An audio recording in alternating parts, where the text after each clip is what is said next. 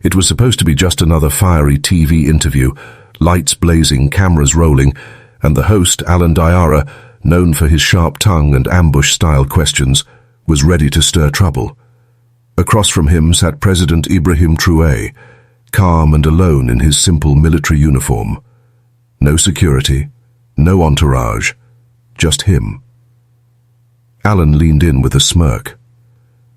"Mr. Traoré," he began, voice cutting like a blade, "how does a man with no political background lead a country plagued by terrorism and poverty?" The air thickened. Behind the scenes, producers exchanged nervous glances, but Alan wasn't done. He pushed harder. "Some say you're just playing soldier in a real man's game. What do you say to that?" The room went dead quiet. An assistant dropped her clipboard. Someone whispered, "This is too far." But President Traoré didn't blink. He locked eyes with Alan, steady, unshaken. And then he spoke, slow and sure. "Do you ask those who bleed for their people to prove their worth? Or do you stand with them and ask what you can give?" The entire studio froze, and that was just the beginning. Miles away, in a dusty living room, a 10-year-old boy named Karim sat cross-legged on the floor, his shirt worn and oversized, his grandmother coughing beside him. The TV signal was fuzzy, but Karim couldn't look away. He didn't know politics. He barely knew who the man on screen was, but he felt something in that voice. Warmth, strength, someone who understood what it meant to sleep on the floor. Back in the studio, Alan fired another shot. "You speak of sacrifice, Mr. President, but will you admit your government has failed where others warned you?" Karim's tiny fists clenched. He whispered, "Let him speak." And Ibrahim did gently. "I didn't come here to prove I'm perfect," he said. "I came to serve even when it hurts, especially when it hurts." Karim blinked. He'd never heard a leader talk like that, and in that moment, he felt hope. Up in the control room, producer Lucy was sweating. She'd scheduled this interview for ratings to trip him up to make headlines, but what she got was something else, something real. Her hand trembled over the control board. Then her phone rang. A direct line. "Do not cut the feed," said a firm voice from the Prime Minister's office. "Let the people hear him. Let the truth speak." Back on set, Alan tried one last time. "Tell us, Mr. President, why should we believe in a man with no elite background, no political name?" The camera zoomed in. Traoré didn't flinch. "Because I was that boy who sold mangoes to pay for school, because I still walk where others drive, and because power to me isn't a crown, it's a burden, and I carry it for them." In the control room, Lucy wiped her eyes. She didn't know why she was crying, but she knew this was history. Behind the curtain, a young intern named Adama stood frozen. It was his first week. His only job was to refill water. But now he couldn't move. He was witnessing something he'd never forget. No guards, no grand speeches. Just one man calmly answering questions with quiet strength, like someone who had lived through pain, not just studied it. Backstage, Adama watched from the shadows. Just a few months ago, he would have rolled his eyes at this moment. His father, a soldier, had died in the north fighting terrorists. Since then, Adama had hated anything linked to the military. But something in the way President Ibrahim Traoré spoke not about power, but about carrying the weight of others broke through that wall. This wasn't a man chasing glory. He was standing alone for millions on stage. The journalist narrowed his eyes. "I see your medals," he said, voice laced with sarcasm. "But do medals feed our people?" Traoré didn't blink. His reply was soft but solid. "No, they don't. But the sacrifice says behind them, protect those who do the feeding." Adama's breath caught. For the first time since his father's funeral, he smiled. "Papa would have followed this man," he whispered. Far away in a dim living room on the edge of Bobo de Olasso, 10-year-old Karim sat on the floor, tears quietly running down his cheeks. Not loud tears, just the kind that fall when something too big cracks open in a small heart. His grandmother, fragile and ill, had dozed off beside him. But Karim kept watching, eyes locked on the man on screen. A man dressed like a warrior, but speaking like a teacher. Then came another jab from the journalist. "What makes you think you know what's best for this country?" Trey paused, then answered, "Because I've slept in the rain. I've taught children with no shoes. I've buried friends without coffins. I know pain. I know hunger. And I've seen hope in the darkest places." Karim's chest ached. He remembered being kicked out of school for unpaid fees, crying in his grandma's arms that night. And now this president, this stranger, was speaking for boys like him. Karim grabbed his school notebook and began to sketch the man's face. Below it, he wrote one word: hope. Back in the control booth, Lucy stared at the live viewer count. 400,000, 530,000, 7 to 80,000. The numbers were exploding. She'd expected fireworks, a stumble, a PR disaster. Instead, she was watching something rare. Humility on national television. Alan, the journalist, was getting restless now. His questions were harsher, more desperate. "Isn't it true," he snapped, "that some people say your leadership is just a military stunt?" But Traoré stayed calm. "There are those who wear uniforms to control," he said, "and those who wear them to protect. I chose the second." For the first time, the studio audience clapped. Alan froze.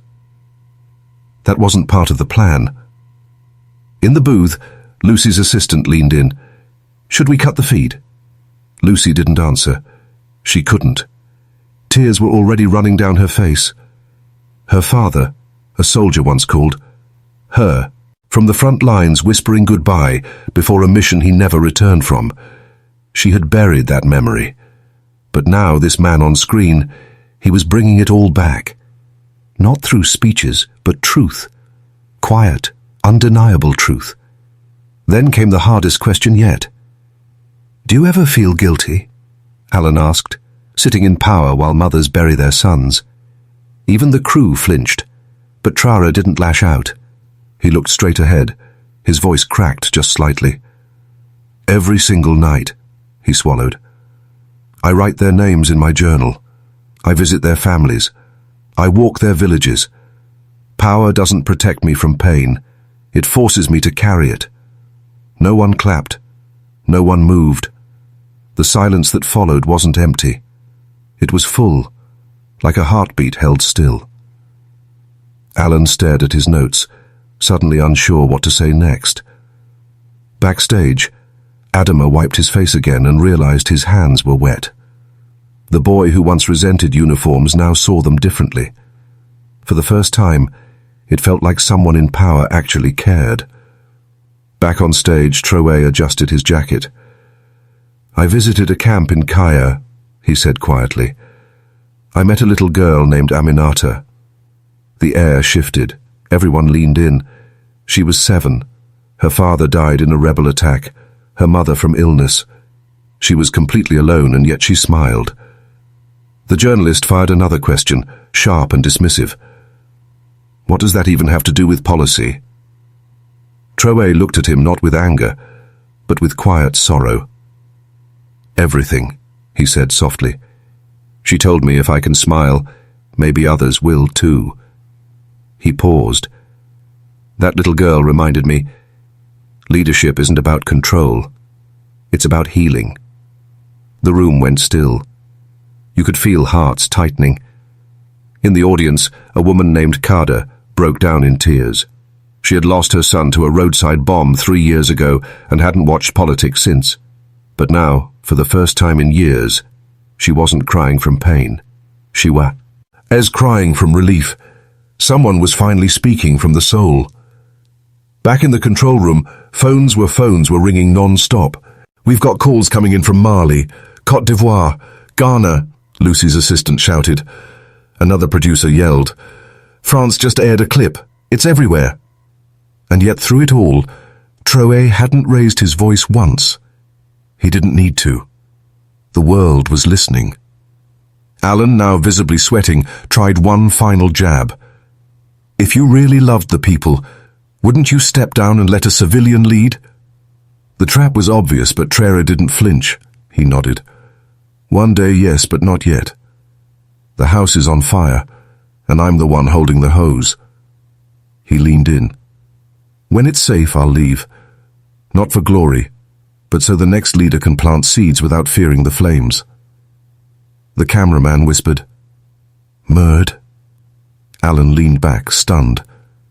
Everyone in that studio felt it. Something had shifted. This wasn't about politics anymore. It was personal. Across Burkina. Faso fathers pulled their sons a little closer. Mothers reached for tissues and kids stared at the screen, whispering a word they rarely used for leaders. Respect. Suddenly, during a pause, someone handed Trey a folded piece of paper. He opened it, read silently, then looked up at the camera. "Permission to share something?" he asked. Alan, unsure, nodded. "This is a letter," Traoré said, holding it gently. "From Captain Sibi. He died yesterday in Djibo. He asked me to read this if he ever didn't make it home." The studio froze. His voice, calm but thick with feeling, carried across the silence. Mom presided. "If I die, please tell my son why I fought. Not for medals, not for power, but so he can play football without hearing gunshots, so he can go to school with both shoes, so he can smile." Traoré folded the letter with care and placed it in his jacket. Captain Sidbé was 31. His wife is watching now with their 3-year-old son. The camera slowly panned to Alan's pale, wordless face. In the control room, Lucy's hands shook. This was no Negro broadcast. This was something else, something real. And just when everyone thought the moment couldn't grow heavier, Traoré surprised them again. "I'd like to invite someone." Alan blinked.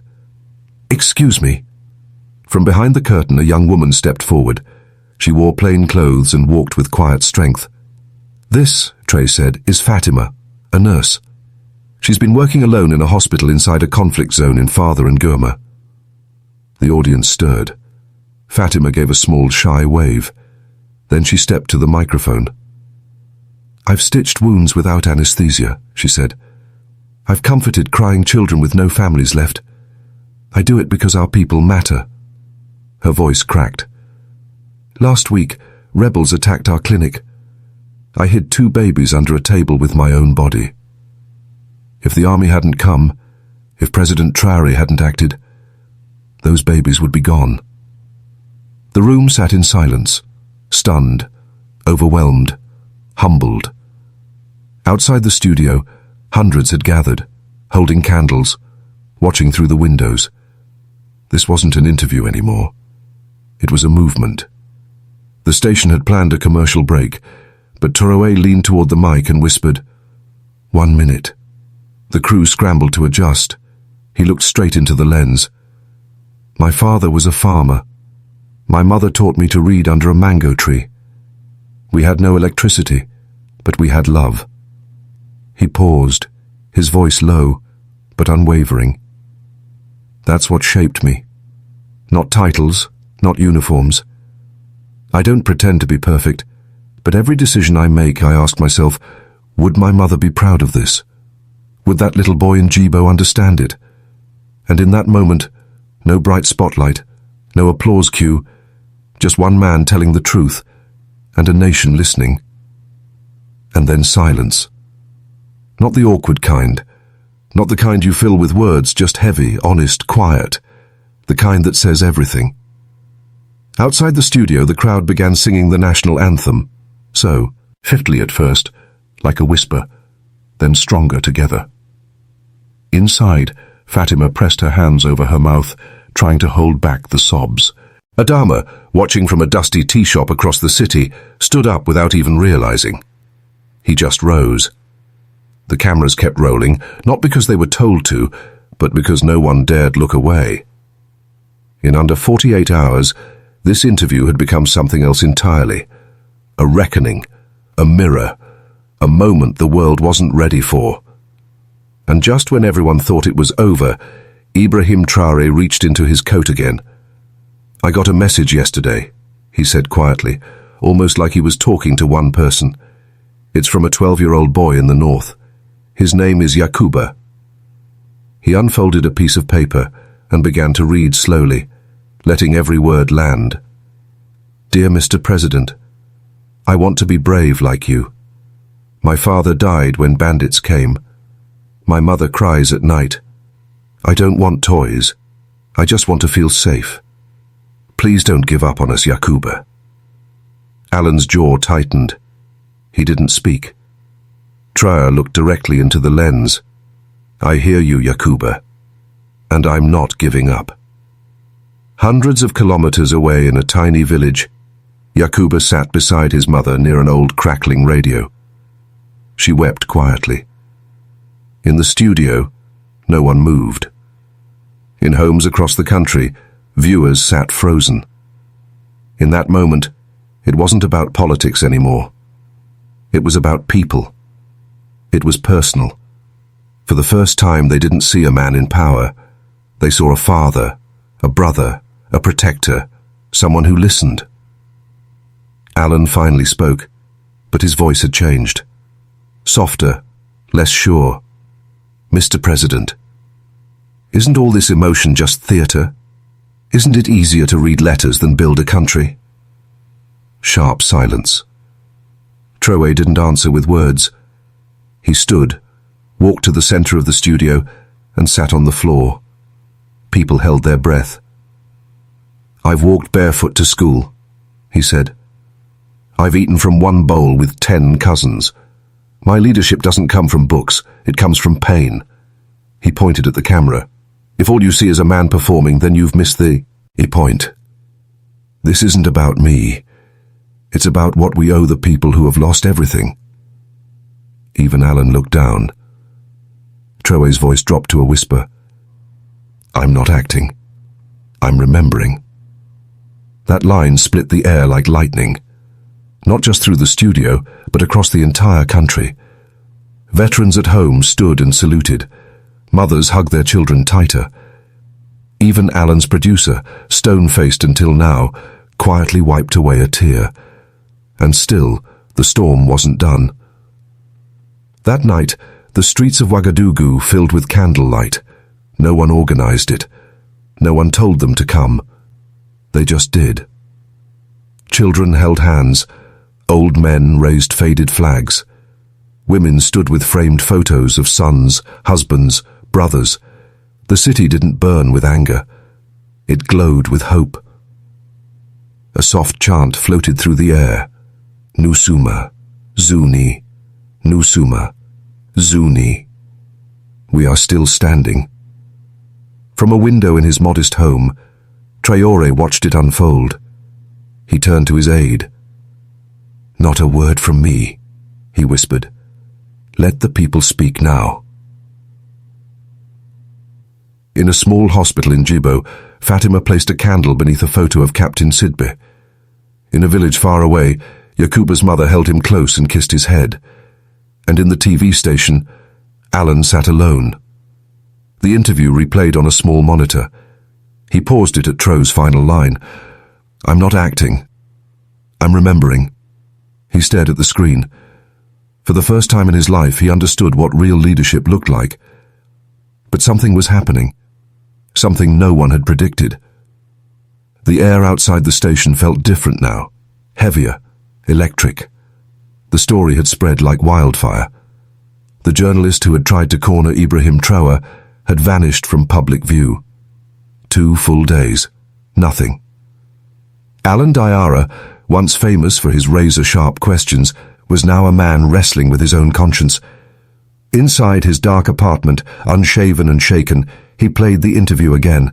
line by line, every question, every smirk, every trap he tried to set. Now all of it felt cruel.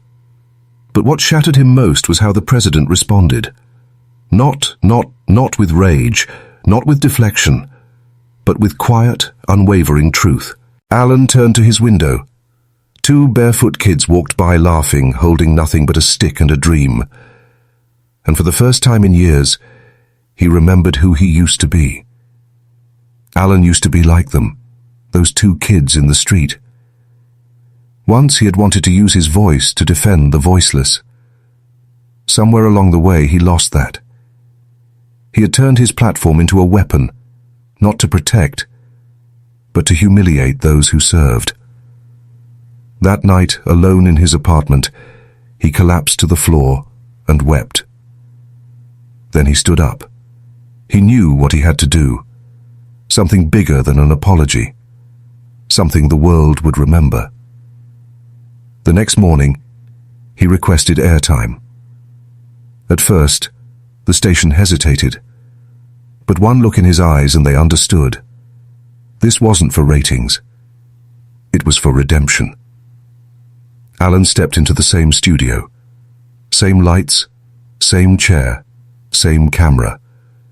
But this time no suit, just a plain shirt and a face stripped of pride. When the red light blinked on, he looked straight into the lens, not with arrogance, but trembling honesty. "I failed all of you," he began. "I tried to corner a man who has given his life to protect us. I used my voice to divide when I should have used it to unite." He paused, his eyes wet. But President Traoré showed me and the world what real leadership looks like. He stood tall, not for himself, but for every Burkina Faso child, mother and soldier. That is the man I now admire. There was silence across the country. Then cheers, then tears, and then a door opened. Traoré walked in, not planned, not invited, but welcome. He walked to Alan, placed a hand on his shoulder, and said just 6 words. "This is how nations begin to heal." That evening, President Traoré didn't attend a palace dinner or a political summit. He walked the streets of Ouagadougou quietly, humbly. Alan walked beside him. No cameras, no guards. In a small village on the edge of the city, they stopped. A group of barefoot boys played with sticks and stones. One ran up to Traoré, curious and bright-eyed. "Are you the man from TV?" the boy asked. Traoré smiled. "I am," he said, "but more importantly, I'm your servant." The boy blinked. "You serve people." Traoré knelt down beside him. Every real leader does. A bystander recorded that moment. Traoré holding the boy's hand and walking him home. The video went viral across Africa. Not because it was dramatic, but because it was real. That week ended with no fireworks, no grand declarations, just a quiet memory of humility, of redemption, of unity. And from that day on, Burkina Faso didn't remember the argument. They remembered the healing, not the question, but the answer. Did this story move you? Did you feel something deep in your heart? Then don't scroll past without showing it. Comment, "I believe in hope." Like this video too. Spread the message of humility and leadership. Subscribe for more true stories that don't just touch lives, they change them. Let's remind the world, sometimes the strongest voice is the one that speaks softly. And the greatest power is love for your people.